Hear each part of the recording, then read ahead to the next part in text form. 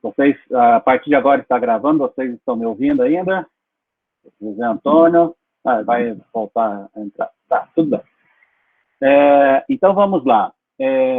Eu vou começar a apresentar, fazer a apresentação, então vou apresentar aqui a janela, só um minutinho, apresentação do slide, compartilhar.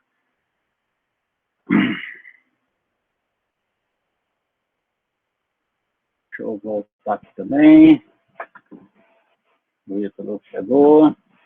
Então, assim, na aula passada, então nós estamos começando a aula de hoje, a partir de agora, né, ela já está sendo gravada, mas na aula passada nós falamos sobre, no capítulo 34, nós falamos sobre os espelhos planos e os espelhos esféricos, né? Então a gente viu como calcular a posição da imagem em relação ao espelho, etc. Na aula de hoje, nós vamos falar sobre, ainda continuando falando sobre as imagens, né? Mas nós vamos falar agora sobre as lentes. Então, na aula passada, nós fizemos a formação das imagens utilizando o processo da reflexão, e agora nós vamos formar as imagens através do processo da refração. Lembrando que o processo da refração é quando a luz passa de um meio para o outro, então eu tenho a refração dos raios luminosos. Para começar a falar disso, nós temos que definir o que são lentes, tá bom? Então, nós vamos utilizar, nesse primeiro momento, as lentes chamadas lentes delgadas, tá bom? Então, lente é um corpo transparente, obviamente ele tem que ser transparente, né? Porque senão a luz não vai conseguir fazer a refração. E esse corpo é limitado por duas superfícies, tá? Então, eu tenho uma superfície de entrada de um lado e a superfície de saída do outro lado também. De vez em quando eu tenho que olhar aqui, né? Porque tem as perguntas que podem aparecer ali. E tem o pessoal que vai chegando, tem que ir permitindo também a entrada. Mas tudo bem, vamos lá. Então, são duas superfícies refratoras com um eixo central comum a essas duas superfícies, tá bom? A distância do objeto e da imagem são menores do que a espessura da lente. Eu vou voltar a falar sobre isso daqui a pouquinho. Então, aqui eu coloquei duas imagens, uma imagem com duas lentes. Então, essas lentes podem ser feitas de acrílico, de vidro, tá? Ou de qualquer outro material transparente. Normalmente, nós não utilizamos material translúcido, porque o material translúcido ele acaba perdendo um pouco da luminosidade. Então, você acaba tendo um material, a imagem borrada, vamos chamar assim.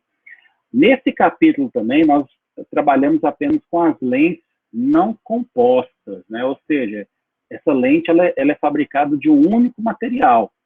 Então, é só vidro, é só acrílico, e aí por diante. Os materiais de hoje em dia utilizam muito as lentes compostas. Então, para facilitar o nosso estudo, a gente vai fazer somente as lentes simples, tá ok? Muito bem, deixa eu só tirar um negocinho aqui. Eu me perdi aqui, Ctrl L. Tá, vamos lá. Muito bem.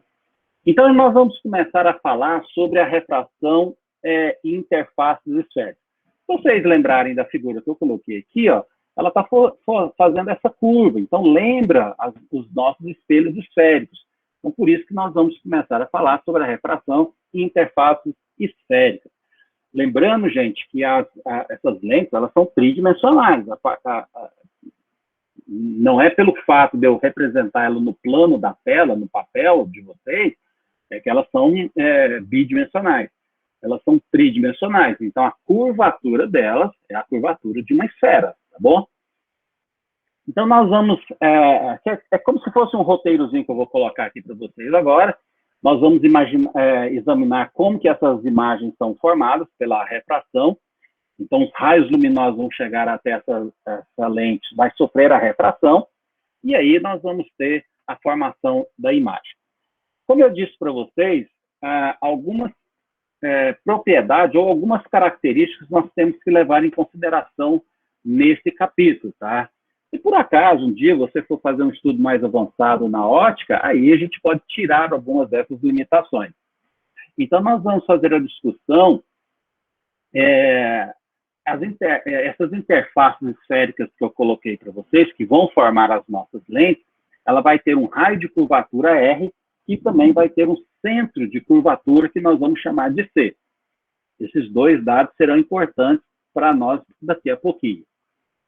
A luz será emitida por um objeto pontual. Nós vamos começar o estudo com um objeto pontual, mas depois a gente pode passar também para um objeto maior.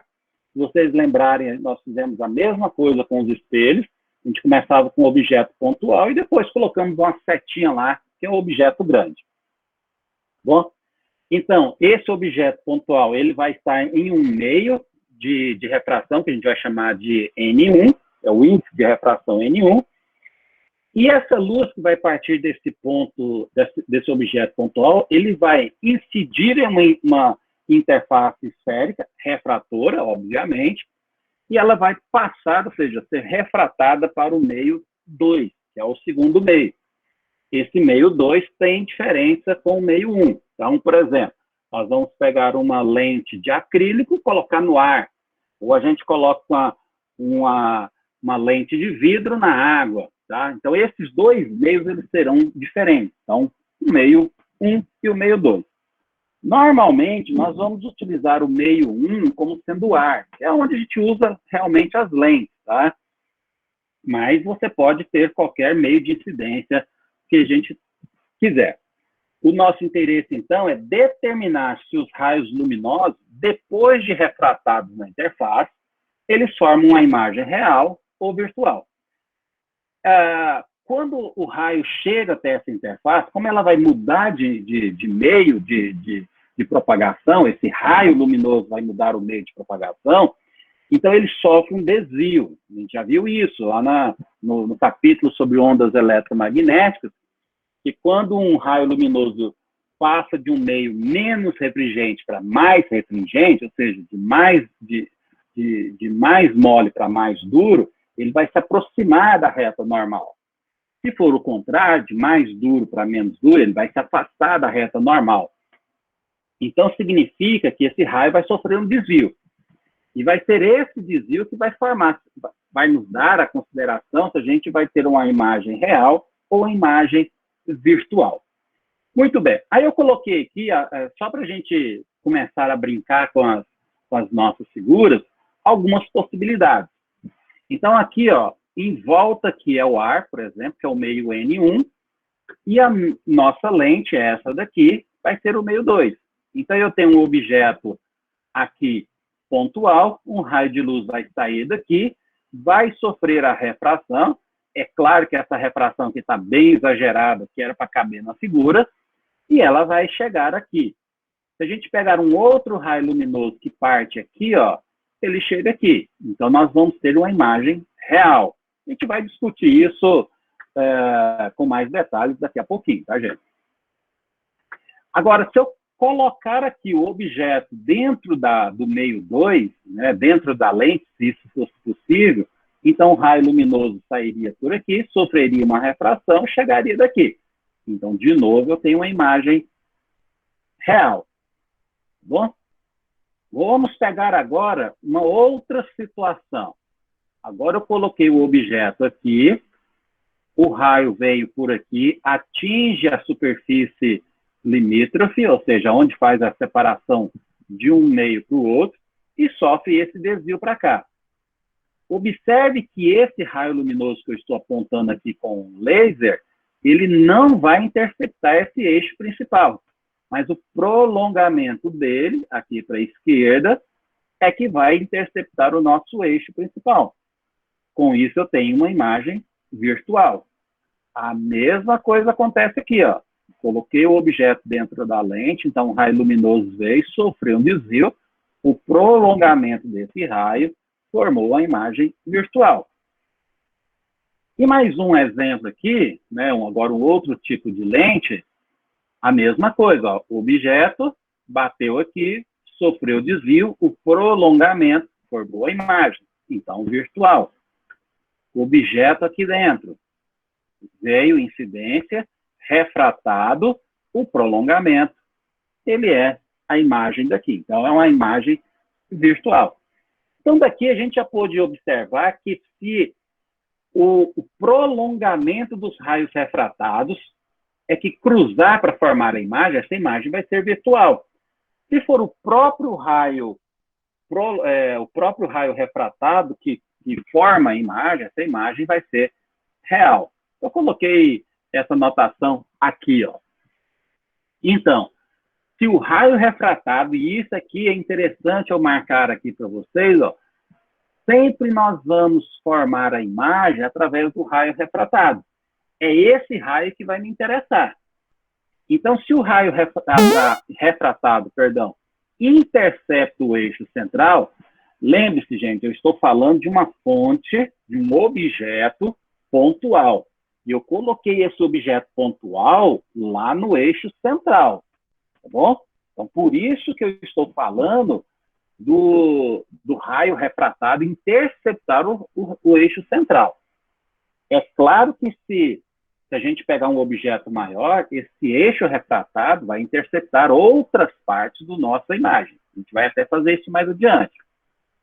Então, se o raio refratado intercepta o eixo central, a imagem formada vai ser uma imagem real. Ou seja, é uma imagem que eu posso projetar no anteparo, por exemplo. Agora, se o raio refratado não intercepta o eixo central, ou seja, quem intercepta o eixo central é o prolongamento desse raio refratado, aí nós vamos ter uma imagem que é chamada imagem virtual, que é uma imagem que eu não consigo fazer a projeção dela, tá bom? Então, esse parágrafo aqui é bem interessante, vocês, por isso que eu coloquei aqui marcadinho, para vocês irem observando. Outra coisa que é interessante na lente é que a imagem formada, ela é real quando o objeto se encontra relativamente distante da interface. E virtual quando o objeto se encontra relativamente próximo. Isso daqui é uma informação do próprio livro, mas o que é relativamente próximo e o que é relativamente longe, né? Então, essa informação, apesar de eu colocar, eu não coloquei tanta ênfase nela quanto nessa primeira. Tá? Então, tomem cuidado na hora de você analisar, essa imagem é real porque está perto, está longe. Não, o que é perto e o que é longe? Ainda mais usando esse termo relativamente próximo, né, ou relativamente distante, isso é bem complicado. Agora, existe uma diferença extremamente importante quando a gente pega as imagens formadas por reflexão nos espelhos esféricos e as imagens formadas por refração, que é o caso agora nosso das lentes, né? Deixa eu colocar aqui, ó. As imagens formadas por refração são virtuais quando estão do mesmo lado do objeto. E elas serão reais quando estão do lado oposto. Então, imagine que você tem aqui, eu não sei se vocês estão conseguindo ver a minha mão, tomara que sim, eu tenho uma lente. Então, se eu coloco o objeto aqui, desse lado aqui, e a imagem, ela vai formar do mesmo lado do objeto, essa imagem vai ser virtual. Agora, se eu coloco o objeto aqui e a imagem é formada do outro lado da lente, essa imagem ela é real. Então, essa é uma característica bem importante, bem marcante no caso das lentes. Igual eu estava falando, ninguém precisa decorar essas informações. O que você precisa saber, e a gente vai usar isso mais adiante, é que quando você traça a imagem, você vai descobrir isso. Então, você usando aqueles raios notáveis que nós aprendemos nas aulas passadas, ou na aula passada, você não tem que ficar decorando essas coisas, tá? Aprende a fazer, traçar os raios notáveis que você consegue fazer direitinho. Muito bem.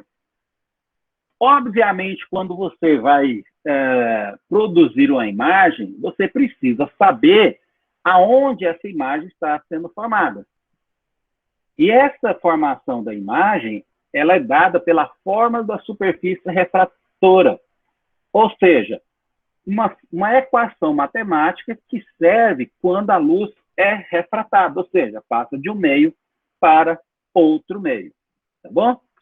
Deixa eu só fazer uma correçãozinha aqui. É porque eu estou usando, em vez de O, que é a distância do objeto, eu estou usando nas minhas equações o P minúsculo, tá? Mas O, P minúsculo, tanto faz. Então, o que eu vou fazer? Ó? Eu vou colocar aqui um objeto P maiúsculo, um objeto pontual, e esse objeto vai me emitir dois raios. Esse raio aqui, que é paralelo ao eixo central, e esse outro raio, que sai formando o ângulo alfa. Esse ângulo alfa, ele bate no ponto A e é refratado com... Ele chega, aliás, com o ângulo θ1 e é refratado com esse ângulo θ2 aqui. Essa aqui, pontilhado, que eu estou marcando, é a reta normal a essa superfície. Já esse raio aqui, como ele chega perpendicular à minha superfície, ele é refratado perpendicular também. Passa pelo centro de curvatura e continua. O raio refratado vem de cá e forma a nossa imagem, e essa figura está chamando de P', mas que a gente usa o I, tá bom? Então, aqui eu tenho esse ângulo beta, que é o ângulo que a minha normal faz com o eixo central, e esse ângulo gama aqui da direita, que é o ângulo que o raio refratado faz com o eixo central de cá. R minúsculo é o raio de curvatura dessa minha lente, V é o vértice, P minúsculo é a distância do objeto até a minha lente, até a minha superfície, e I minúsculo é a distância da minha imagem até o vértice da minha superfície refratora. Tá bom? Muito bem. Então, a primeira coisa que eu vou utilizar é a lei de Snell, aonde me diz que N1 seno de θ1 é igual a N2 seno de θ2. Só que, lembrando, θ1 é esse ângulo de incidência com a normal e o θ2 é o ângulo de refração também com a normal. Só que, normalmente, nós utilizamos esses ângulos muito pequenos. Tá? A gente vai até falar daqui a pouquinho. Esses ângulos são extremamente pequenos e eu posso fazer a aproximação de seno de θ1 para θ1 e o seno de θ2 para θ2. Nós estamos utilizando esse ângulo pequeno aqui, tá bom? Então, a minha equação agora, ela é escrita como N1 seno de θ1, que é aproximadamente N2 seno de θ2. Da trigonometria, deixa eu pegar aqui a canetinha, eu posso observar que esse ângulo alfa que está aqui, mais esse ângulo beta que está aqui, a soma desses ângulos é igual a θ1, que é esse daqui. E a mesma coisa, tá? Esse ângulo θ2 aqui e esse ângulo gama aqui vai ser igual a esse beta daqui. Então, eu vou escrever assim, ó. θ1, que é esse daqui, é igual a alfa mais beta. Né? E o meu beta, que é esse ângulo externo aqui, é igual à soma desses dois ângulos internos, θ2 e gama. Não vem nada da trigonometria. Então, eu vou isolar aqui para poder substituir da minha expressão de cá. Ó. Então, vai ficar assim, ó. O θ1 eu vou jogar aqui, então vai ficar alfa mais beta.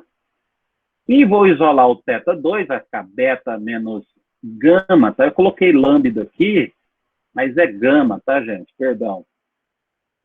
Deixa eu até corrigir aqui. Isso aqui é gama, não lambda. É na hora de digitar. Tá bom? Muito bem. Mudei de página, porque agora eu vou usar aquela nossa definição de arco.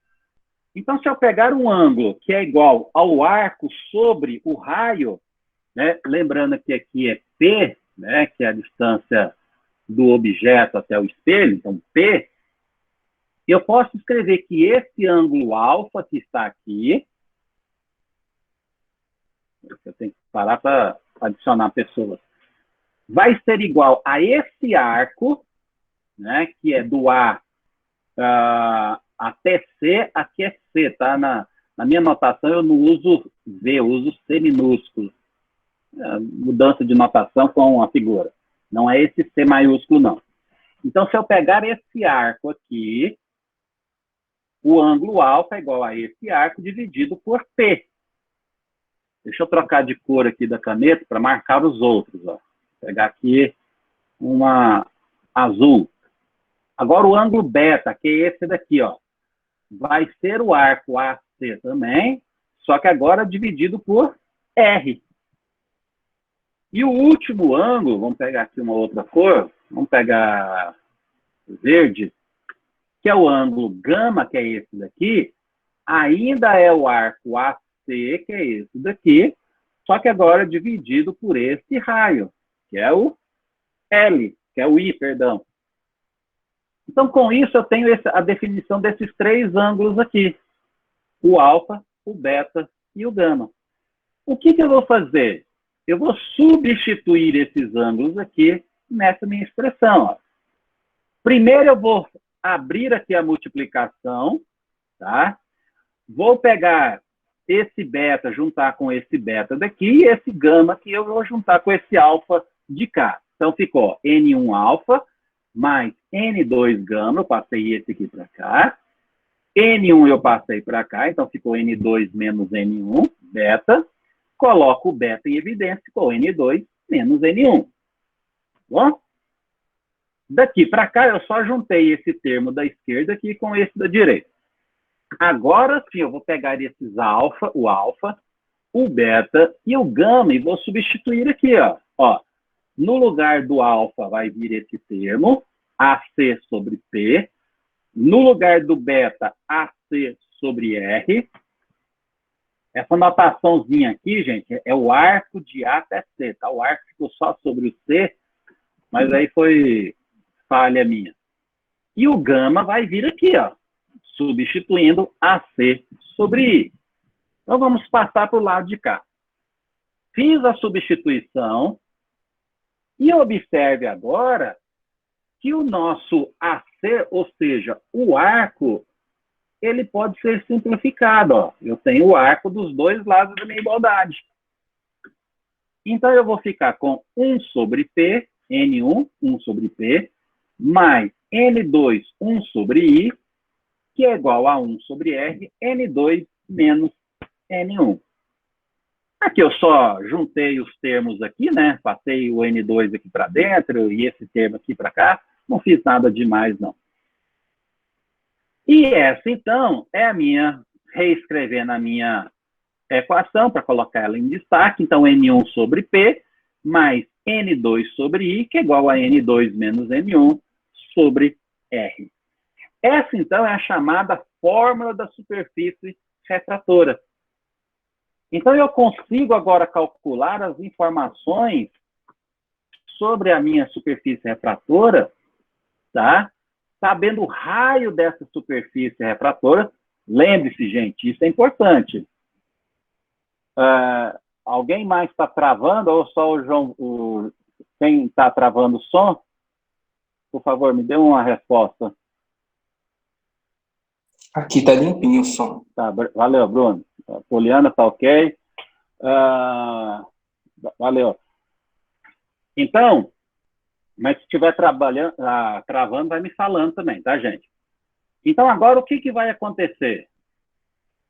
Quando o objeto está distante de uma superfície refratora convexa, lembra, né, da palma da mão, côncavo e o convexo.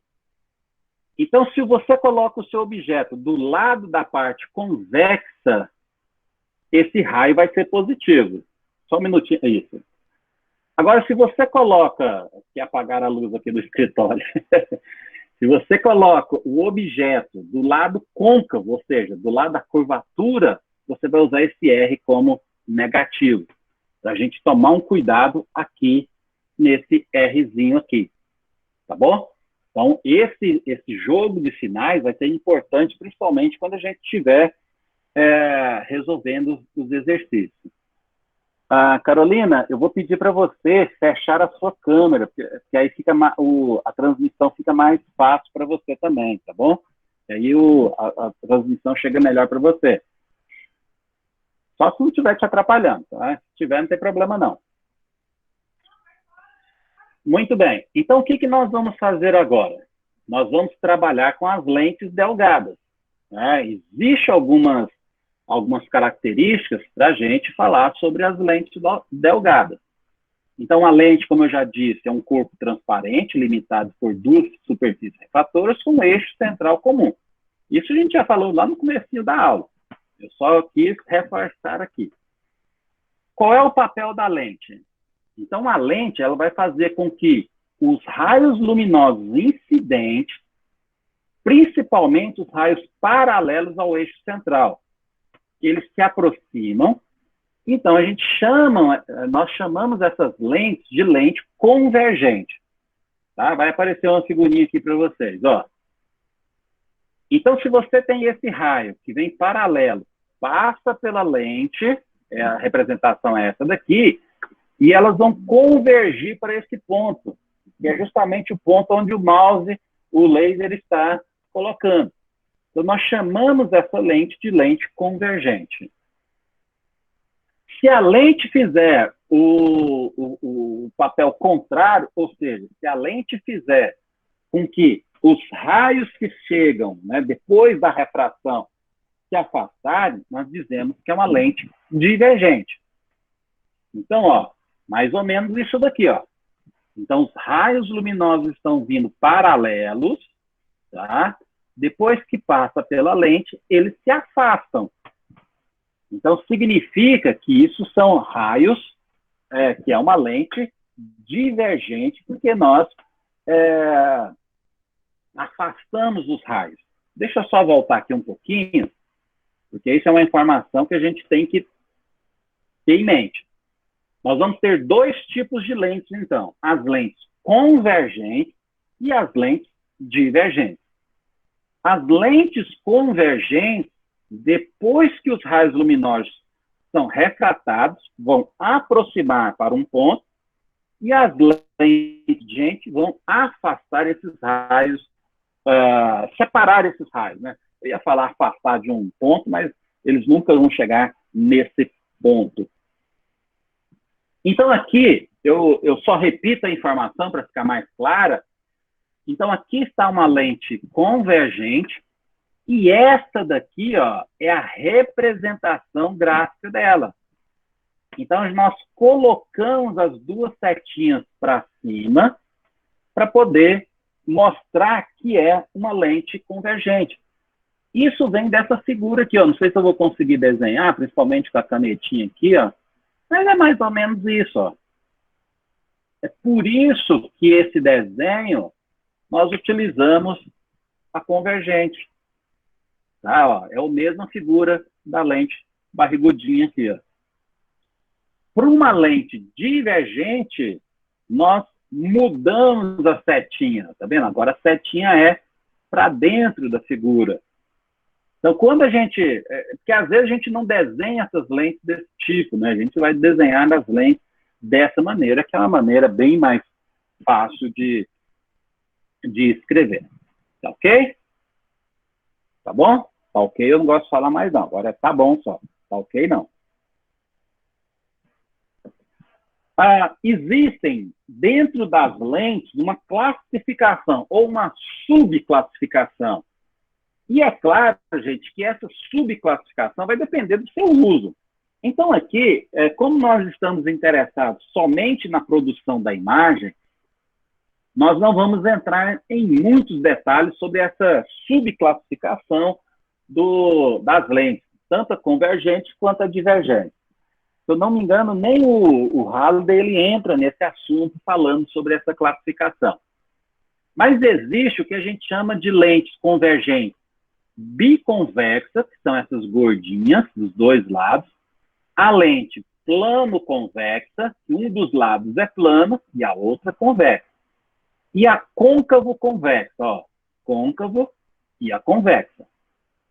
As lentes divergentes também, bicôncava, plano-côncava e convexo-côncava. Em todas essas 6 classificações que eu coloquei aqui para vocês, o objeto sempre está do lado esquerdo, tá? Então, se eu colocar aqui, ó, aonde está o pointer laser aqui na apresentação objeto, primeiro ele vê uma lente plana e depois a convexa. Por isso que é chamado de lente plano-convexa, tá bom? Muito bem. Agora, nós ainda estamos trabalhando, ou isso vai ser uma tônica da nossa aula, que são as lentes delgadas. E para você ter certeza que a sua lente é uma lente delgada, e todas as contas que nós vamos fazer a partir daquela equação da superfície refratora, que eu mostrei agorinha, nós vamos usar algumas aproximações. Então, a lente delgada, ela tem algumas características. Essas 3 que eu sublinhei aí para vocês. Primeiro, a distância do objeto até a lente, a distância da imagem até a lente, e os raios de curvatura R1 e R2, por o caso, né? Eles são muito maiores do que a espessura da lente. Deixa eu voltar aqui na classificação. Essa daqui é a maior espessura, ou seja, a largura máxima da lente plano-convexa, que é esse pedaço daqui. Então, o que vai acontecer? Quando eu coloco um objeto aqui, ó, esse objeto, a distância desse ponto até a minha lente é muito maior do que essa espessura aqui. Então, essa é uma classificação que eu posso utilizar para as lentes delgadas. A partir dessa classificação, todas as nossas equações que nós vamos fazer de agora para frente, elas serão válidas. Caso você tenha qualquer uma dessas 3 características não sendo muito maiores do que a espessura da lente, aí você acaba tendo uma aproximação grosseira, uma aproximação mal feita. Então, as equações não poderiam ser mais utilizadas, tá bom? Mas não vai ser o nosso caso, não. Mas é bom que fique bem claro isso. Outra situação que nós vamos considerar também são os raios com ângulos pequenos, né, formando com um eixo central. Eu esqueci de colocar uma figura aqui, eu deveria ter colocado, mas eu vou voltar aqui rapidinho, me perdoe por fazer isso, tá? Eu não gosto muito de fazer isso que eu estou fazendo, não. Mas observem aqui, ó. Imagine que eu pegue esse ângulo alfa muito grande. Então, deixa eu pegar aqui a caneta. Eu teria um raio luminoso aqui, assim, ó, que não passa pela lente, que não atinge a lente, porque a lente vai fazer essa curvatura aqui, ó, e esse raio luminoso verde que eu estou desenhando aqui não atinge. Então, eu preciso ter que esse ângulo alfa aqui, ele seja capaz de pegar os raios luminosos e atinjam a lente, tá? Então, por isso que a gente fala de pegar esse ângulo alfa aqui, ângulos pequenos. Deixa eu voltar para lá. Poderia antecipar, mas tudo bem. Então, por isso nós vamos trabalhar sempre com ângulos pequenos, tá bom? Continuando. Para esses raios, a relação entre a distância I da imagem e a distância P do objeto, ela vai ser dada por essa relação. Que é a relação que a gente viu lá nos espelhos também, né? Então, quando a gente trabalhou dos espelhos, eu mostrei essa equação aqui para vocês. E isso acontece quando você tem o ângulo pequeno e esses raios chegando na lente, formando os espelhos, formando um ângulo com o eixo central bem pequeno. Tá bom? Essa equação a gente também já utilizou na aula passada, mas que a gente vai utilizar também. Tá vendo? Ó? Que é igual à equação dos espelhos esféricos. Então, as aproximações que a gente faz lá nos espelhos esféricos, a gente também faz aqui nas lentes esféricas ou nas lentes delgadas. E se você... vamos fazer um jogo de imaginação. Será que 100% dos raios luminosos que atingem a lente, eles serão refratados?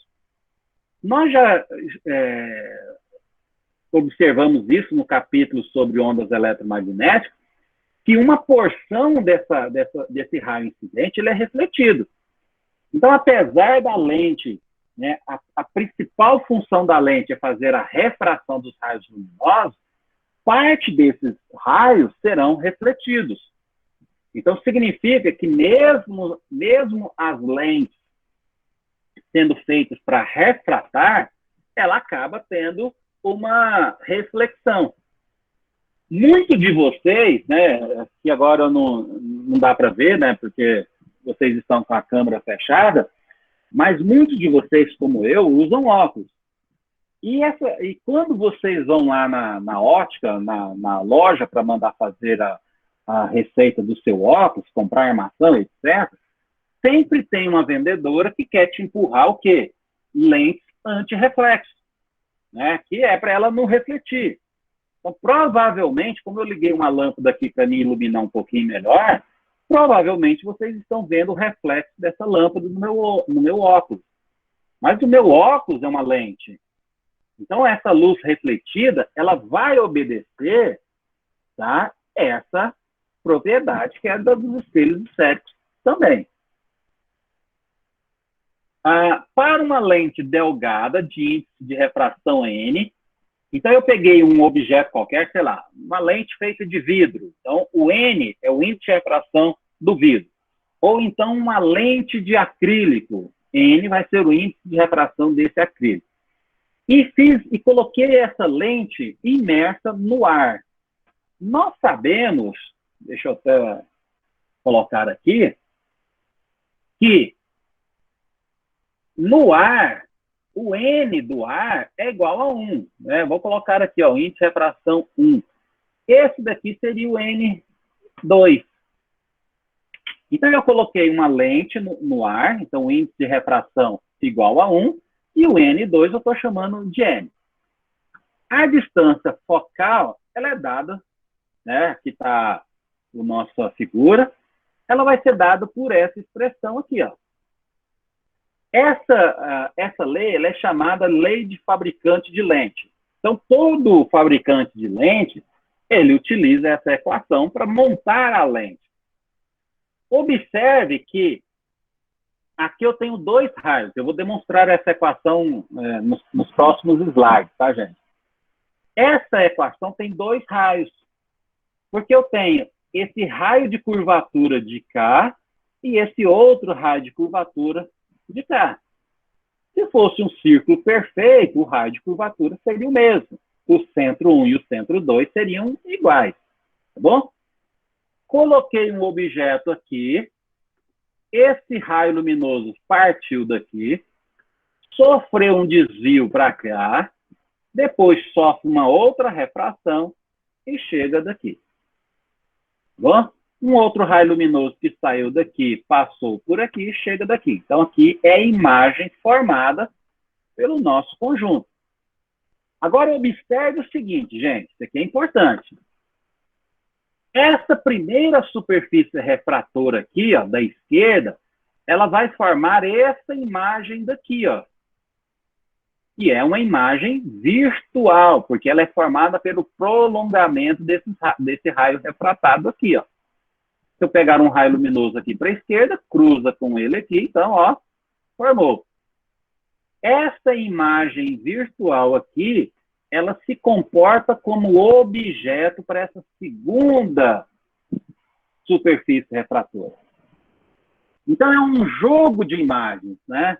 Então, eu tenho uma primeira refração que forma a imagem virtual aqui atrás, e essa imagem virtual vai se comportar como um objeto para essa segunda superfície refratora. E aí, essa segunda lente refratora vai produzir essa imagem aqui. É claro que, se esse aqui é um objeto, ó, o raio passa por aqui, sofre o desvio, vem aqui, essa imagem vai ser real, tá bom? Então, vamos demonstrar essa equação. Não é difícil, não, né? Algumas passagens a gente vai falar, ó. R1 é o raio da curvatura da superfície da lente mais próxima do objeto, e R2 é o raio da curvatura da outra superfície, ou seja, da mais longe do objeto aqui. Então, o método que nós vamos usar para fazer a demonstração será considerar cada superfície da lente, lembre-se que eu tenho duas superfícies, como sendo uma superfície refratora independente. E aí eu vou usar a imagem formada pela primeira superfície como objeto da segunda, como eu falei para vocês quando eu estava lá na transparência. Tá bom? Então, ó, aqui vai estar o meu objeto, o raio luminoso sai daqui, eu vou mostrar uma série de imagens primeiro para vocês, tá? E aí depois eu vou fazer a demonstração matemática. Então, o raio luminoso saiu daqui, atinge esse ponto A', sofre uma refração dentro aqui do vidro, atinge a segunda superfície aqui, agora saindo para o ar, então ele vai sofrer esse desvio para cá e atingir esse ponto. O outro raio é esse daqui que atinge. Então, essa imagem e duas linhas aqui é a imagem real desse objeto O'. Tá bom? Agora vamos passar para outra imagem. É como se eu pegasse essa figura aqui, deslocasse ela para a minha direita, tá? Para a gente ver o que acontece à esquerda dessa superfície. Ó. Aqui continua o meu objeto. Ó, o raio que saiu dele bate aqui no ponto A' e sofre a refração. Então, o que vai acontecer? Ele vai, ó, o prolongamento dele, acompanha aí o laserzinho, e vai formar essa imagem virtual aqui atrás. Essa imagem virtual I' vai se comportar como objeto, tá? Eu não coloquei a outra figura, ela vai aparecer depois. Ela vai se comportar como objeto da segunda superfície. Mas vamos lá. A primeira coisa que eu vou fazer é determinar a posição, ou seja, a localização dessa imagem virtual. Então, eu vou pegar aquela equação que nós demonstramos da superfície refratora, que é essa daqui, e vou substituir os termos que eu tenho. Tá bom? Ó, eu vou fazer o N1 igual a 1, porque está no ar. Então, aqui e aqui vai ser igual a 1. Tá bom? Na verdade, eu acho que eu fiz o Ctrl+C, Ctrl+V errado ali, tá, gente? Esse famoso Ctrl+C, Ctrl+V. Não, tá certo. Ó, N1 mais N2, tá certo. Vamos voltar aqui. Já não tem muito tempo, ainda perde tempo fazendo essas voltas, né? Eu vou colocar o N1 aqui, o 1 aqui, o 1 aqui, e no lugar do N2 eu vou colocar o N. Bom? Lembrando que nesse caso nós vamos ter uma imagem virtual, tá? Então a imagem ela vai ser negativa, porque ela está à esquerda da nossa lente, como eu falei lá atrás. Ó. Então, 1 sobre P', por que P'? Porque eu chamei a distância do objeto até a lente de P'. E I', negativo, que é a distância da imagem que foi formada, aquela imagem virtual. E R' é o raio da primeira superfície refratora. Então, esse menos aqui com esse mais vai ficar, então eu descobri qual é a posição da minha imagem. Então, com essa equação, eu descubro esse I que aparece aqui. Então, ó, agora, aquele I' é esse objeto duas linhas, porque aquela imagem virtual, ela se comporta agora como um objeto para essa segunda superfície. Observe que a primeira superfície aqui ficou tracejada, porque eu já usei essa superfície. Ó, a distância I' é a distância do objeto até aqui, e daqui até aqui é o L maiúsculo, que é a espessura da minha lente. O P'' é a distância do objeto, né, que a gente está fazendo, até a minha superfície refratora. R', o raio da curvatura da segunda superfície, e I', é a nova posição da imagem, ou a posição final da imagem, né? Então, a imagem virtual formada pela primeira superfície se comporta como um objeto real para a segunda superfície. A distância entre esse objeto e a segunda superfície é dada por isso. Eu já mostrei para vocês na figura. Né? Mas eu vou mostrar de novo. Ó. P', que é esse aqui, é a soma de I' com L maiúsculo, que é a espessura da nossa lente. De novo, eu vou fazer N1 igual a N e o N2 igual a 1. Por que que eu faço isso? Porque agora o objeto está aqui nessa lente, então o raio incidente está dentro do vidro e aonde ele chega está no ar. Então tem que tomar cuidado com isso. Tá? Então, opa, passei demais. Então, usando de novo a equação da superfície refratora, eu vou substituir os valores que eu quero, que eu tenho. Então, eu vou ficar com N, no lugar do P, que é o nosso P', I' mais L. O N2 é onde a imagem está sendo formada, que é o ar, então 1. E a distância I da imagem é o I'. De novo, 1 menos N2, e o R é o raio de curvatura da segunda superfície refratora. Agora nós vamos supor que, como nós estamos trabalhando com lentes delgadas, esse L é muito pequeno. E aí foi onde eu falei que algumas aproximações podem ser feitas. Tá? E se for uma lente delgada, eu posso comparar esse L aqui com esse I, e como nas lentes delgadas a posição é muito maior do que a espessura da lente, eu vou ignorar esse termo. Ó, tá?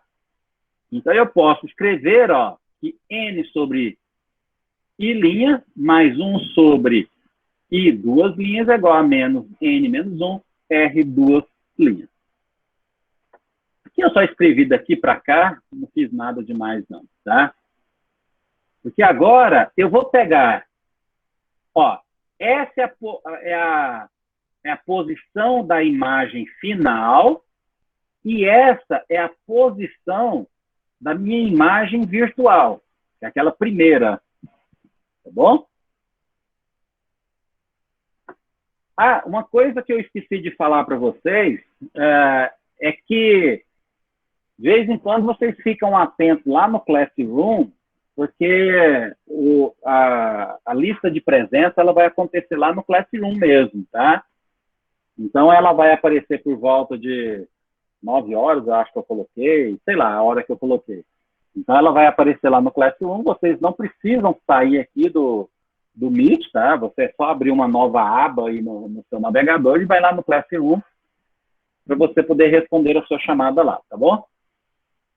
Então, continuando. Eu vou somar a equação da posição final com a equação da posição original ou inicial da minha imagem, ó, que era o nosso objeto para a segunda superfície.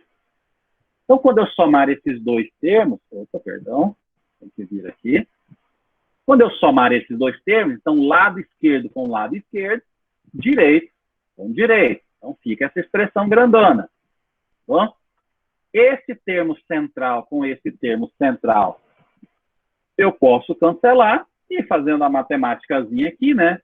Esse N vai embora com esse N de cá, e eu vou chegar nessa expressão daqui, ó. Então, 1 sobre P' mais 1 sobre I é igual a N menos 1, 1 sobre R1 menos 1 sobre R2. Essa é a posição do objeto e essa é a posição da imagem final. Tá? N menos 1 é o índice de refração da lente e o índice de refração do meio que a lente está. No caso aqui que a gente está trabalhando, o ar. O R' é o raio de curvatura da primeira superfície refratora, mais próxima do objeto, e R2' é o raio de curvatura da segunda superfície refratora, que está mais distante do objeto e, consequentemente, para esse exemplo que eu coloquei, mais próximo da imagem. Bom?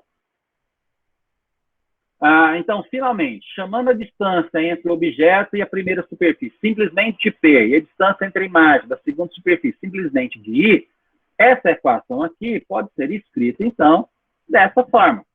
Nada mais que eu fiz foi só trocar o P' por P e o I duas linhas por I.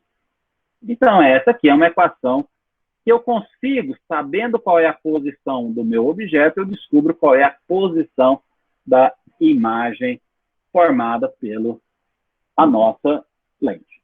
Tá bom? Vou beber uma água. Vamos agora produzir as imagens, tá? Eu já sei calcular, então agora eu vou produzir as imagens. Para isso, nós vamos usar os raios notáveis. Então, por exemplo, eu vou pegar aqui, ó, todo raio notável que chega paralelo, ele tem que passar pelo foco. Então, como ele vai passar, vai ser refratado, ou seja, vai passar para o outro lado da lente, então o raio luminoso que chega paralelo ao eixo central vai passar pelo foco, do outro lado, tá, gente? Se for uma lente convergente. Se for uma lente divergente, que é esse caso de cá, o raio paralelo vai divergir e o prolongamento dele vai passar pelo foco. Então, normalmente, nós precisamos desse raio paralelo e o outro raio que a gente pega é o do eixo central. Então, o outro raio que chegaria aqui sobre o eixo central sairia passando pelo eixo central também. Então, aonde eles se cruzam, formariam a minha imagem. Ó, o raio central vem por aqui, no eixo central, então ele cruza com o prolongamento. Essa daqui, então, é uma imagem real e de cá uma imagem virtual. Deixa eu só ler de novo, Gleice, porque eu não li aqui a pergunta. Só um minutinho, peraí. Os raios paralelos têm que ser equidistantes. Na verdade, o que me interessa é que esses raios sejam paralelos, né? Porque aqui, ó, eu não vou desenhar todos, Gleice, mas vou colocar aqui, ó. Se você tiver um raio que chega aqui, eu não vou conseguir fazer ele retinho, tá? Esse raio que chega aqui, ele também vai passar pelo foco. Então, eles não precisam estar equidistantes. Então, esse daqui tem essa distância pequena, essa aqui já tem uma distância maior. O que é importante, Gleison, é que se eles chegam paralelos, eles vão sair passando pelo foco. Obviamente, o caminho reverso também é verdadeiro, né? Se eu tiver um raio que passa aqui pelo foco, eles vão sair paralelo, né? Se for uma lente convergente. Tá bom? Eu te respondi, né, Gleison? Muito bem. Agora, o que nós vamos fazer? Vamos considerar agora as imagens formadas por lentes convergentes e divergentes. Agora, eu não vou pegar um objeto pontual, eu vou pegar um objeto maior, que tenha dimensões. Inclusive, é o que vocês vão fazer lá no laboratório virtual hoje. Tá? Aliás, foi uma boa ideia eu ter colocado o link antecipado para vocês, né? Porque acho que agora todo mundo conseguiu acessar lá o link do laboratório, né? Acho que fica legal, né? Muito bem. Eu vou considerar como um sim, já que ninguém respondeu, né? Então, agora, olha, eu vou pegar aqui o nosso objeto, agora ele não é mais pontual. Então, eu coloquei aqui uma setinha. Se eu não me engano, lá na simulação é uma mulherzinha lá que está lá, se não me engano. Acho que você pode substituir por uma seta também, mas originalmente é a mulherzinha. Então, o que, que você vai fazer? Ó? Você precisa de 2 raios. Tá? Então, um raio luminoso que sai daqui vai aproximar, né, que essa aqui é uma lente convergente. Um outro raio que vem por aqui, ele também vai se aproximar. Então, esses 2 raios luminosos vão cruzar aqui e vão formar essa imagem. Então, eu coloquei esse objeto entre o centro de curvatura, tá? Por que, que aqui está escrito C2? Que é o centro de curvatura da superfície 2, que é essa daqui, ó. A superfície 1 é essa que está virada para a direita. Então, o centro de curvatura 1 está de cá, ó. Então, agora eu formei a minha imagem daqui, ó. Se eu colocar o meu objeto entre o foco e o vértice da minha lente, como nessa figura aqui da direita, o que vai acontecer? Ó? Um raio luminoso vem para cá, outro vem por aqui, e o prolongamento dele vai formar a imagem daqui. Então, as lentes convergentes, que são essas duas daqui, elas podem produzir imagens tanto reais quanto essa aqui da esquerda, quanto virtuais, que é essa daqui da direita. Vamos para a próxima. As lentes divergentes, elas somente produzem imagens virtuais. Então, ó, lente convergente, imagem real e virtual. Lentes divergentes, somente imagens virtuais. Então, eu coloquei um objeto aqui, ela vai chegar aqui, vai sofrer esse desvio para cá, esse outro raio aqui sofre esse desvio para cá. O prolongamento dos raios, tá? O cruzamento desses prolongamentos exatamente aqui na ponta da setinha, ele dá uma imagem, e essa imagem ela é virtual. Bom? Como localizar essas imagens produzidas por lentes desenhando os raios? Ou seja, são os raios notáveis que nós vamos utilizar. Então, podemos localizar graficamente a imagem qualquer ponto do objeto fora do eixo central, como a ponta da seta daquela figura que eu mostrei para vocês. Desenhando diagramas de raios com 2 dos 3 raios especiais, são os raios notáveis, que passam por esse ponto que nós vamos ter. Então, eu vou pegar daqui, ó, um raio inicialmente paralelo ao eixo central, e depois de ser refratado, passa pelo ponto focal. Isso é o que eu vou chamar de raio 1.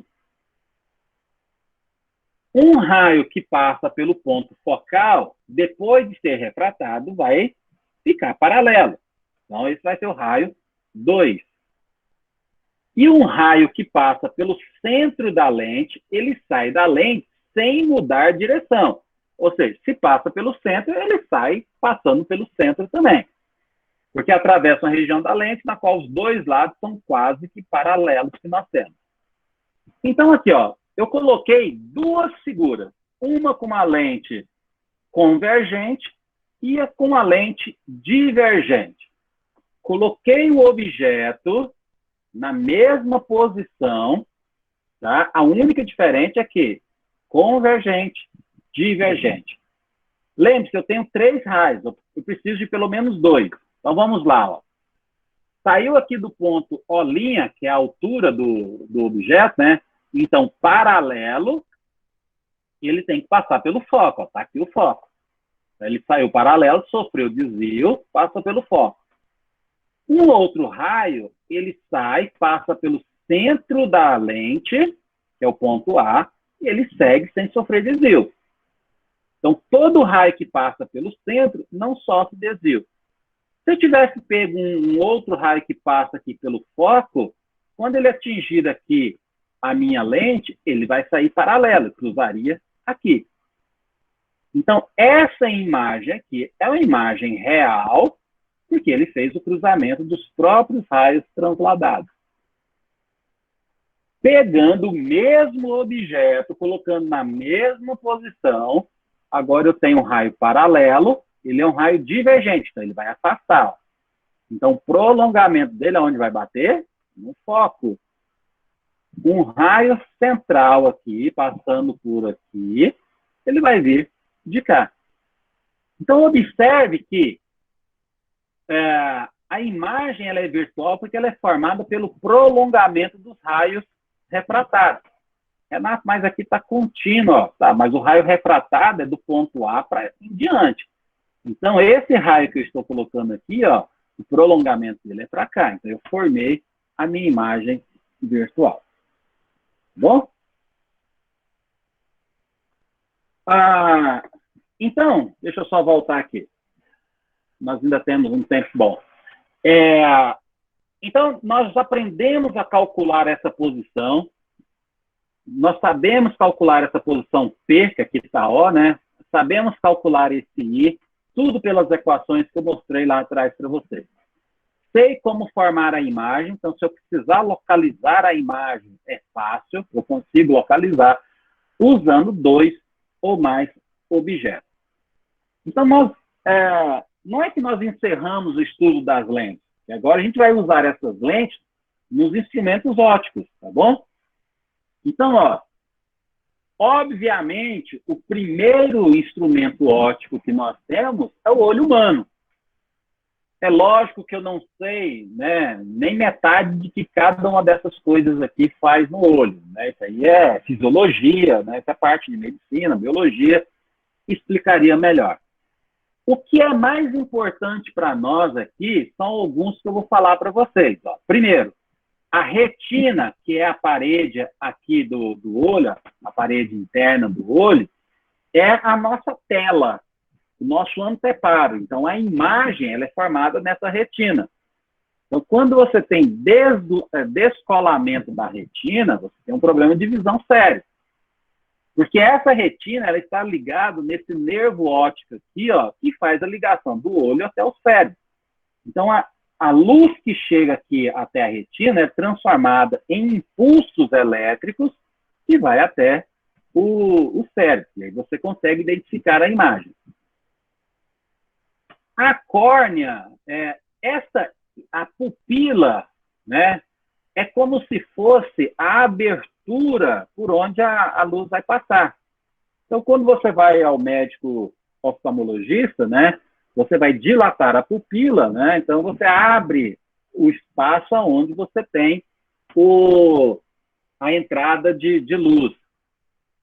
A íris é esse músculo que nós temos aqui que força a abertura da pupila. Então, você tem um músculo que abre e fecha essa pupila, que é a nossa íris. A córnea e esse cristalino seriam as nossas lentes, né? O tipo de lentes que nós temos indicado. Bom, então, essas são os principais pontos do olho humano que a gente tem. Então, o olho humano é um órgão extremamente versátil, mas seu desempenho pode ser melhorado sob aspectos com auxílio de instrumentos ópticos, como óculos, lupas, microscópios, telescópios, e aí por diante. Tá bom? Então, nós podemos utilizar alguns instrumentos ópticos para melhorar essa performance que nós temos daqui. Eu vou um pouquinho mais rápido aqui, porque aqui é mais informação, não tem tanta equação aqui, tá? É mais informação. Mas se vocês tiverem alguma dúvida, podem perguntar. Muito bem. As equações dos espelhos de lentes apresentadas nesse livro, né, que é o livro do Halley, elas não se aplicam aos instrumentos ópticos mais sofisticados. Então, por exemplo, o microscópio eletrônico, esquece. As lentes compostas, esquece também. Então, a gente faz uma aproximação do que a gente viu, da matemática que nós vimos até agora, para caber nos nossos instrumentos. As lentes de muitos instrumentos, como microscópios usados nos laboratórios, não podem ser consideradas delgadas. Além disso, a maioria dos instrumentos comerciais utilizam lentes compostas, feitas de vários componentes, cujas superfícies raramente são esféricas. Tá? Então, nós vamos discutir aqui 3 instrumentos ópticos, supondo, para simplificar as análises, que as equações para as lentes delgadas, elas são válidas. Então, a gente vai usar o que a gente já aprendeu. A gente não vai reinventar a roda aqui, não. A primeira é a lente de aumento, simples. o microscópio composto e o telescópio refrator.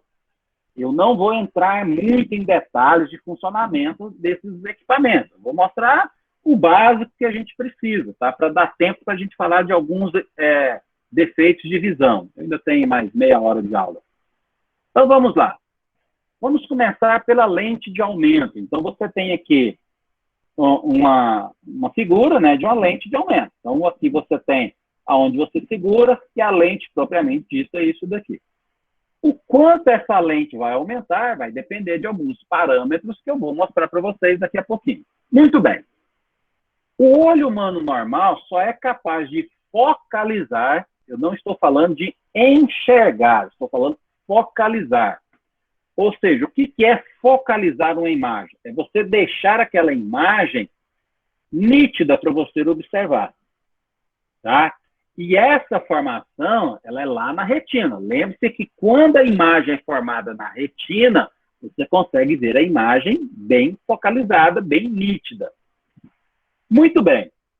Agora, para você focalizar, você tem que colocar no objeto numa posição que a gente chama de ponto próximo. A gente simboliza isso por PP, ponto próximo. Vocês podem fazer isso em casa. Você pega uma caneta, quem tiver com óculos, tira o óculos, tá? Pegue uma caneta, procure a posição onde você consegue focalizar esse objeto. Aonde você conseguiu focalizar esse objeto é o seu ponto próximo. O seu ponto próximo pode ser diferente para o meu, que é o diferente da Poliana, que é diferente do Bruno, que é diferente do Gleison, e aí por diante. Então, cada pessoa tem um ponto próximo, porque isso depende... Começou a chover aqui em Goiânia, deixa eu fechar a janela aqui. Meu computador fica exatamente na janela aqui. Então, esse ponto próximo, ele varia de pessoa para pessoa, tá bom? A gente usa um valor aproximado, é uma média que os fisiologistas, os médicos fizeram. Esse ponto próximo para uma pessoa adulta, jovem, é de aproximadamente em torno de 25 centímetros. Um pouquinho para lá, um pouquinho para cá, mas é em torno de 25. Quando você é mais novo, essa distância é mais próxima, e quando você está mais velho, essa distância aumenta. Por isso que a gente, de vez em quando, depois dos 40, a gente fala que a visão está boa, né? O problema é o braço que fica curto. Então, para a gente segurar o objeto. Então, nós vamos supor que o ponto próximo está em torno de 25 centímetros, como eu falei para vocês. Então, essa figura que eu estou mostrando aqui para vocês, ó, aqui tem um indivíduo. Essa figura do Halley é muito feia, né? Olha uma expressão meio macabra do rosto da pessoa, né? Então, você coloca um objeto aqui de altura H, que é o tamanho dele, e aí você coloca exatamente em cima do seu ponto próximo. Então, você acaba tendo um ângulo de visão, que a gente chama de seta, e você vê o objeto nitidamente. Muito bem. Aí, o que você quer fazer? Você quer aumentar esse objeto. Você quer ver esse objeto mais de perto. O que você faz? Obviamente, você vai chegar esse objeto mais próximo de você. Só que quando você chega a esse objeto mais próximo de você, você sai do seu ponto próximo. E aí você perde nitidez. Ó, então, ele saiu daqui e trouxe para cá. Você vai perder nitidez. Você agora vai ver o objeto maior, só que ele não está focalizado. Você perde definição. Então, o que nós vamos fazer? Nós vamos colocar uma lente, tá? Ó, a nossa lupa, ela vai ser colocada aqui, e como o raio luminoso que vai sair do objeto vai passar por essa lente, vai sofrer desvio, então agora você vai ter a formação da imagem lá atrás, ó. Ó, lembre-se que eu tenho um raio luminoso aqui e um outro raio luminoso aqui, ó. Essa imagem aqui é uma imagem virtual, ela é bem maior do que essa daqui, e aí você conseguiu agora, como esse objeto está além do ponto próximo, você tem, além dele ser maior, ele focalizado também. É claro que às vezes você coloca essa lente mais próximo, mais longe do objeto, você perde a nitidez. O ideal é que você mexa essa posição F' aqui, ó, a distância do objeto até a lente, de modo que você coloque esse seu objeto exatamente sobre o ponto próximo seu. Porque além de você ter a imagem aumentada, ampliada, você tem ela nítida. Por isso que quando você pega uma lupa, você fica assim, né, procurando qual é a posição mais adequada. Tá bom? Então aqui eu fiz uma brincadeira, né? Aqui está um relógio. Podia ter colocado essa imagem maior, né? Aqui está o relógio. E aí a gente coloca uma lupa aqui para poder ver o relógio maior. Essa figura aqui é a mesma figura que eu mostrei ali anteriormente. Quanto que essa lupa aumenta? É o que a gente chama de ampliação angular. Tá? Então, esse m θ é chamado de ampliação angular. Por que de ampliação angular? Ó, observe que, inicialmente, acho que eu coloquei... tudo bem. Aqui eu tenho um ângulo de visão, primeiro, que eu vou chamar de θ, sem a lente. E aqui eu coloquei o ângulo θ' com a lente. Então, por isso que quando eu faço a relação desse ângulo θ' com o ângulo θ, que era a visão original, eu vou ter o que a gente chama de ampliação angular. Tá? É o aumento do campo de visão. Então, se você aumenta o campo de visão, a sua imagem fica maior. Então, esses ângulos são pequenos, né, que a gente está trabalhando desde o início. Então, a tangente de θ é aproximadamente θ. Se a gente pegar... na verdade, eu copiei a figura errada aqui, né? Esse objeto está aqui em cima do P. Então, essa distância aqui era a nossa 25 centímetros, e o H é o cateto oposto ao ângulo θ que estava aqui. Aqui é o cateto adjacente. Então, por isso que eu estou pegando tangente de θ, que é igual a θ, ângulos pequenos, H sobre 25. E quando eu pego o ângulo com a lente, vai ser H sobre F. Tá bom? Ó, aqui era o ângulo θ que eu tinha que ter pego. Eu peguei a figura errada para copiar aqui. Então, a minha ampliação angular é dada por 25 sobre F, né? Igualando esses dois termos aqui, na verdade, né? Substituindo esses dois termos lá na expressão, eu vou ficar, então, com 25 centímetros sobre F. Lembrando que F é a posição, a distância do seu objeto até a sua lupa. Segundo instrumento óptico, o microscópio composto. Esse microscópio ele é chamado de composto porque não é que a gente usa lentes compostas. Eu só vou trocar o fone aqui, tá, gente?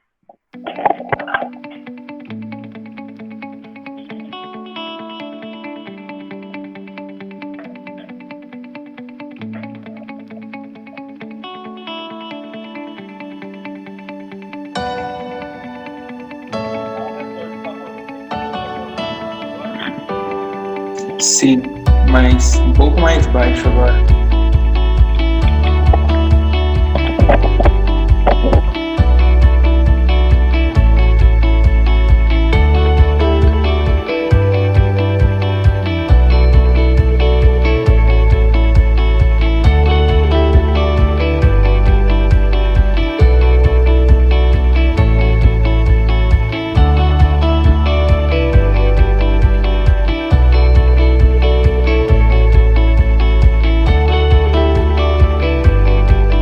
Professor, o senhor está falando, mas a gente não fala. Acho que seus dois estão desligados.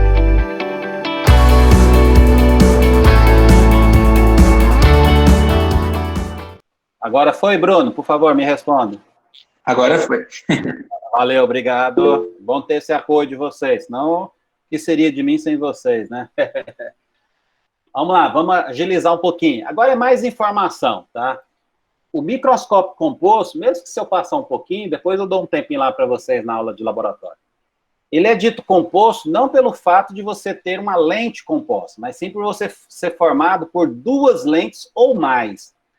Então, a gente chama uma das lentes de lente objetiva, que é a mais próxima do objeto. Normalmente, o objeto você coloca aqui na platina, tá? E essas lentes aqui são as lentes objetivas. E a outra lente é a ocular, que fica aqui, ó, onde você coloca o olho. Tem uns nomes engraçados, né? Esse revólver aqui é porque você gira isso daqui, como o tambor do relógio, do revólver, né? Para você trocar as objetivas. As objetivas, isso. Então, você coloca o olho aqui, e aí, de novo, você vai passar por duas lentes. Primeiro, o objeto está bem pequenininho aqui, aí ele passa por essa objetiva, forma essa imagem vai se tornar objeto para ocular e vai formar a imagem final bem maior, que é essa aumentada de cá. Então, é dessa maneira que o microscópio, cuidado para não errar, tá? Microscópico, né? Tem gente que fala microscópico, é microscópio, tá? Então, é dessa maneira que o microscópio funciona. E ele tem a ampliação lateral, que ela depende da distância da imagem, a distância do objeto, ou então, a gente pode utilizar o F, que é o foco da objetiva, e S. S é o tamanho do tubo do nosso microscópio, tá bom?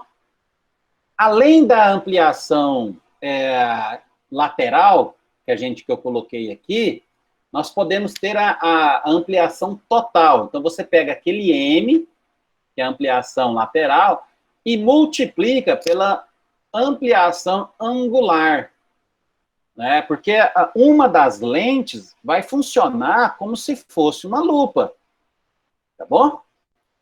Então, por isso que a gente multiplica, e por isso que o microscópio é utilizado para você observar coisas bem pequenininhas, porque ele vai te dar um aumento muito grande, porque é um produto aqui, ó. O primeiro microscópio composto, esse aqui é uma imagem, uma reprodução do microscópio composto, tá vendo que ele tinha somente aqui a ocular, que você encostava o olho, e de cá a objetiva.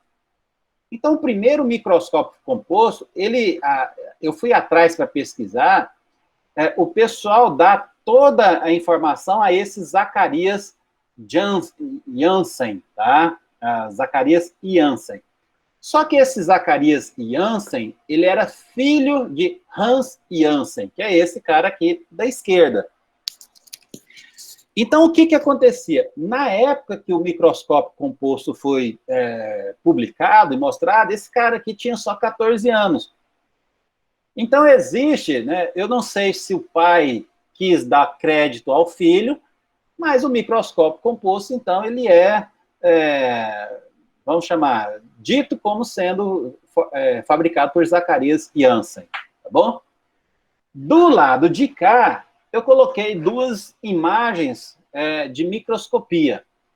Essa daqui é uma microscopia normal, tá? Que a gente utiliza um microscópio composto. Então, aqui você está vendo uma célula eucariota. E aqui embaixo, para vocês observarem, pode ser nojenta essa imagem, mas eu procurei uma imagem que não fosse tão nojenta, mas isso daqui é utilizando a microscopia eletrônica. Aí é diferente, você utiliza elétrons para você ter um aumento de resolução fantástica, tá?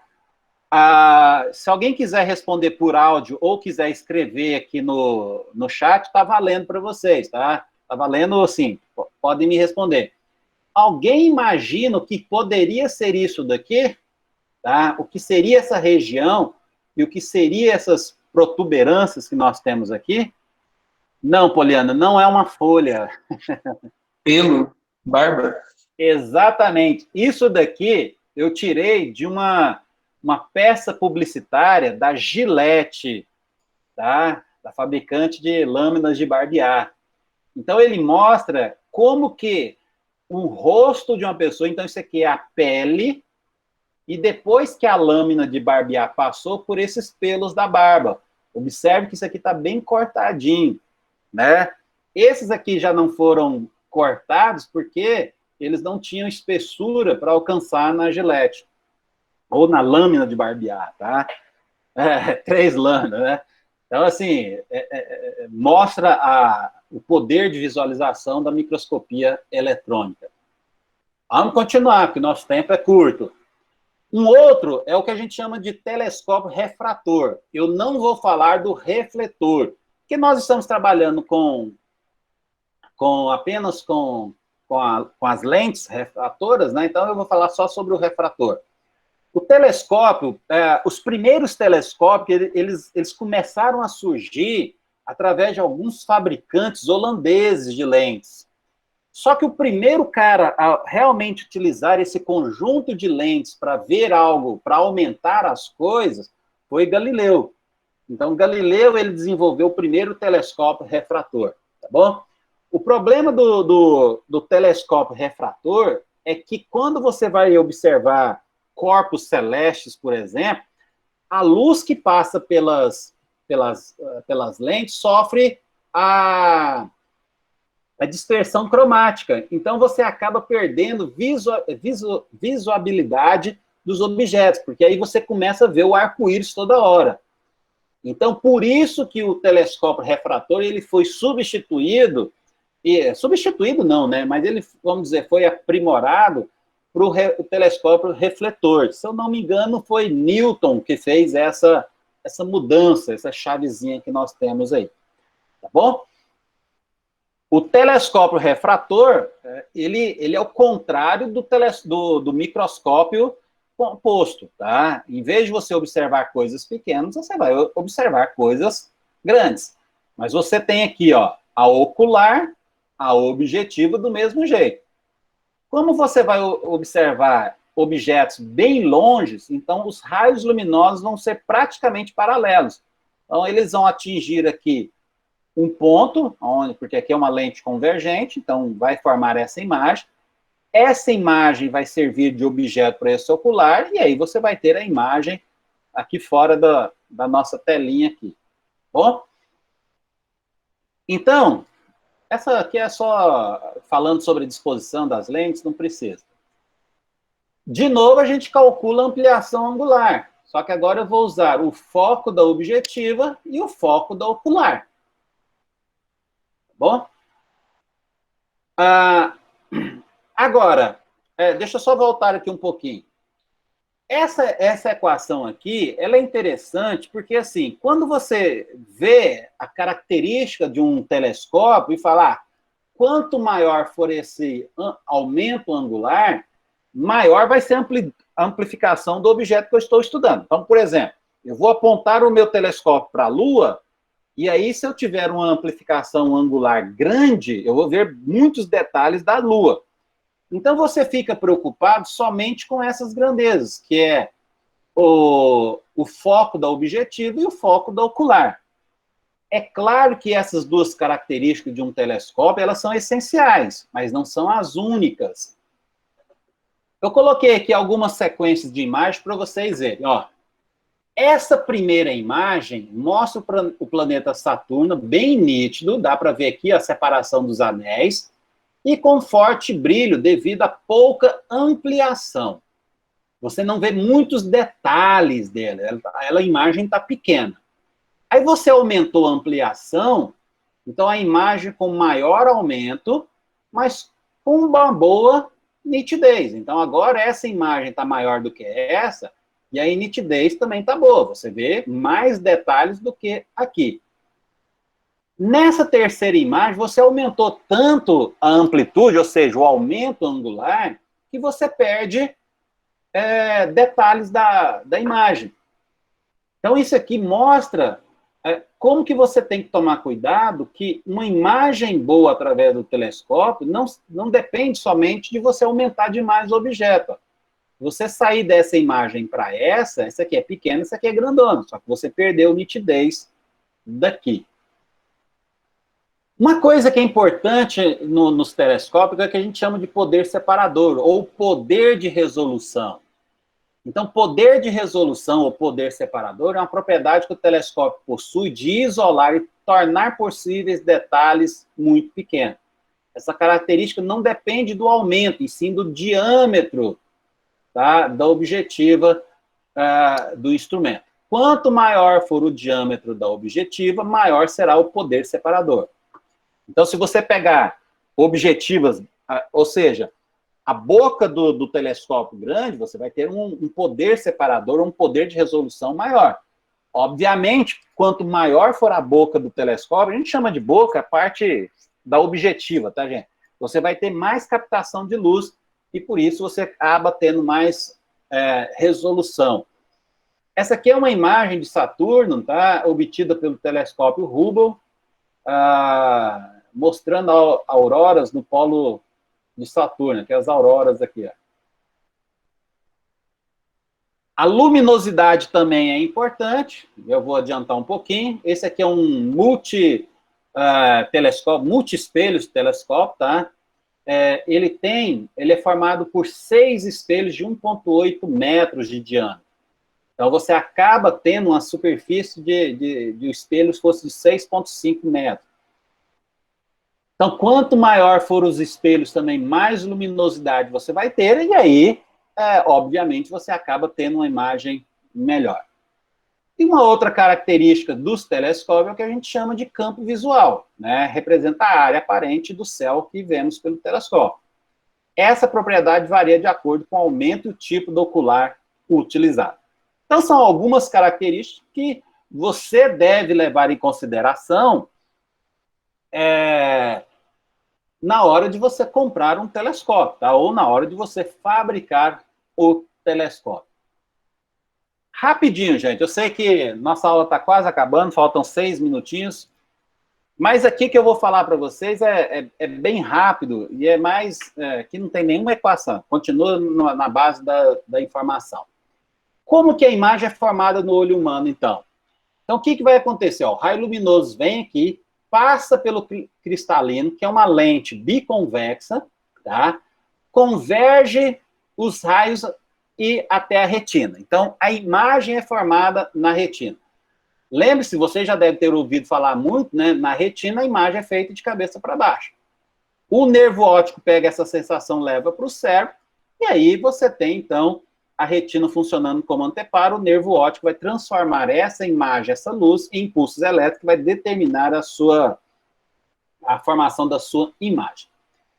Nós temos alguns problemas de visão, por exemplo, a miopia, né? Então, aqui é uma pessoa míope observando, enxerga bem objetos próximos, então tá aqui, ó, aqui está um objeto próximo, ele vê bem, aqui está o jornal, mas objetos distantes, ele perde esse poder de resolução.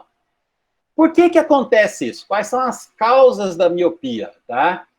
O excesso de curvatura do cristalino, excesso de curvatura da córnea, excessivo alongamento ocular, ou seja, o olho é mais comprido, vamos dizer assim. Então, o olho míope, a imagem ela é formada antes da retina, ela é formada aqui, ó.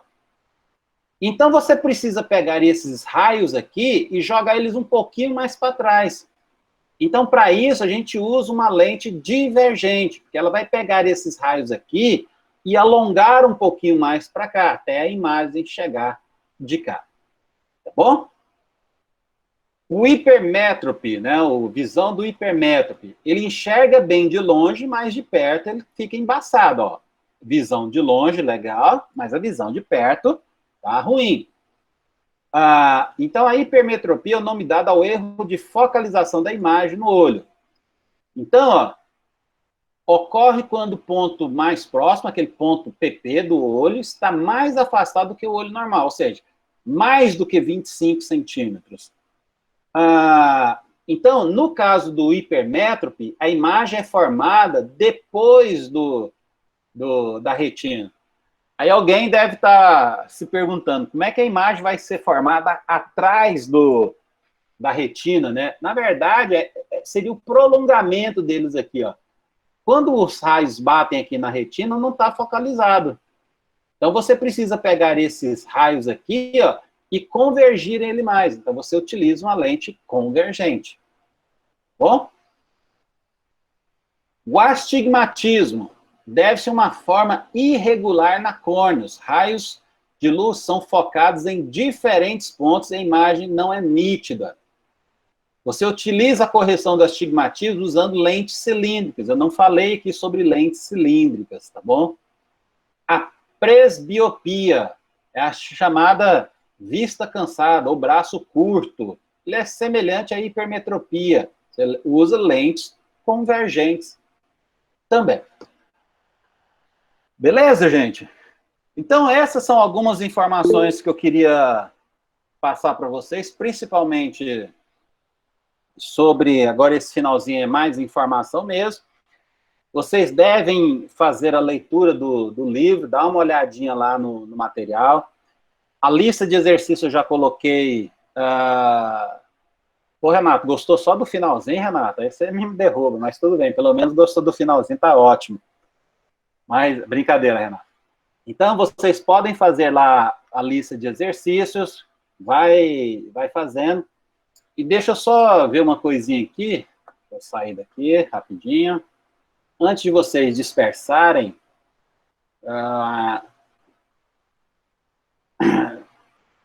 nós fizemos hoje a aula sobre lentes delgadas. Eu tinha proposto semana que vem fazer os instrumentos ópticos, só que eu juntei tudo, né, para a gente fazer a nossa prova no dia 20.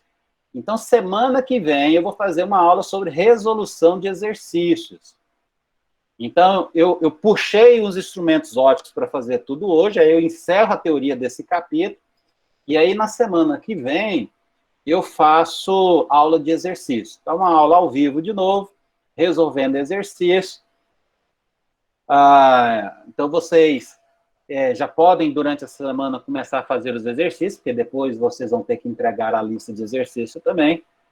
E aí, na semana que vem, nós resolvemos, eu seleciono alguns exercícios e nós fazemos.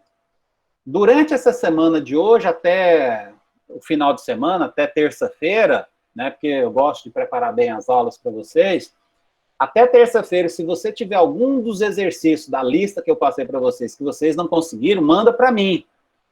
Porque aí eu resolvo esse exercício específico que você teve dúvida também, tá? Em vez de eu escolher, vocês poderão escolher também, tá bom? Valeu, obrigado, Renato. Esse do Luna e Tunes eu procurei para fechar a aula mesmo. Gente, muito obrigado pela atenção. Deixa eu parar aqui a apresentação. Nesse momento eu vou parar a gravação da aula também.